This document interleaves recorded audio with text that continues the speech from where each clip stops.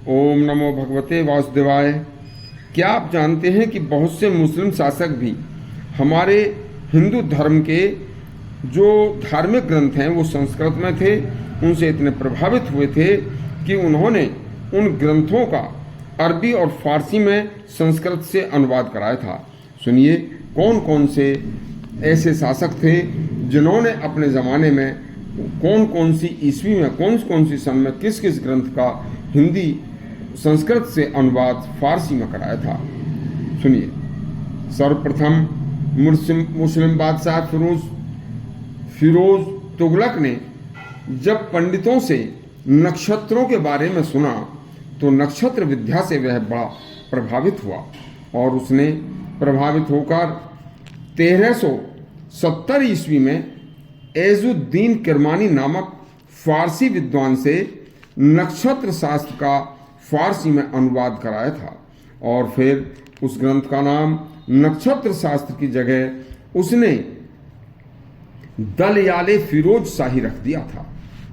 Number 2, इसी तरह से अहमद शाह बहमनी ने ग्रंथशाली क्षेत्र का अब्दुल्ला बिन सफ़ी से फारसी में अनुवाद कराया था। नंबर 3, इसी तरह सिकंदर लोदी ने सन 1500 ईस्वी में चिकित्सा शास्त्र का मियाँ भूया से फारसी में अनुवाद करा के चिकित्सा शास्त्र का नाम तिब्बे सिकंदरी रख दिया था। इसी तरह से नंबर 4, 1574 में अकबर ने विक्रमादित्य के सिंहासन बत्तीसी का अरबी के विद्वान फैजी से अरबी में अनुवाद कराकर सिंहासन बत्तीसी का नाम शिरद अफजा रख दिया था। और यह अकबर ने यह काम अपनी पत्नी जो हिंदू पत्नी थी उनके प्रभाव से, उनके दबाव से किया था, जिसमें जोधाबाई का महज एक खास रोल था। नंबर 5, सन 1575 में अथर्ववेद का हाजी इब्राहिम सर हिंदी से फारसी में अनुवाद अकबर ने कराया था। देखिए नंबर 6, 1582 में अकबर ने ही महाभारत ग्रंथ का फारसी के विद्वान नकीब खां शेख सुल्तान से फारसी में अनुवाद कराकर महाभारत ग्रंथ का नाम महाभारत से रज़्मनामा रख दिया था। नंबर 7, सन 1583 में रामायण का अरबी के विद्वान बदायूनी से अरबी में अनुवाद भी अकबर ने ही कराया था। नंबर 8, सन 1585 में हरिवंश पुराण का मौलाना शहरी से फारसी अनुवाद करा के पुस्तक का नाम अकबर ने जामाए रशीदी रख दिया था। नंबर 9, 1589 में अकबर ने ही कालिया दमन नामक ग्रंथ का अबुल फजल विद्वान से फारसी में अनुवाद करा के और इसका नाम कालिया दमन की जगह ए यार दानिश रख दिया था।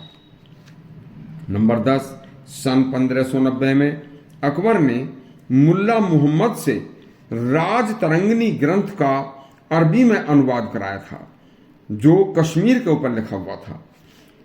नंबर 11, सन 1593 में अकबर ने लीलावती गणित पुस्तक का फारसी के विद्वान फैजी से फारसी में अनुवाद कराया था।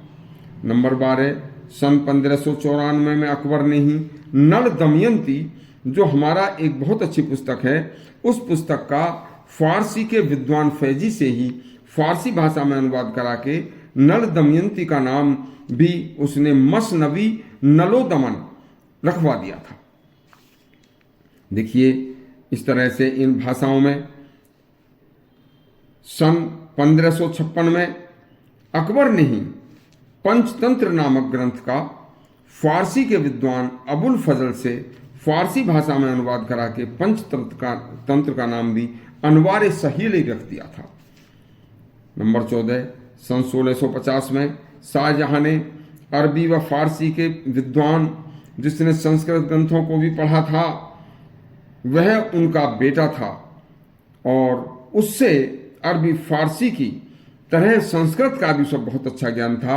वह शाहजहां का बेटा, उसका नाम था दारा शिकोह। उसने योग वशिष्ठ हमारे ग्रंथ का नाम फारसी में अनुवाद किया था।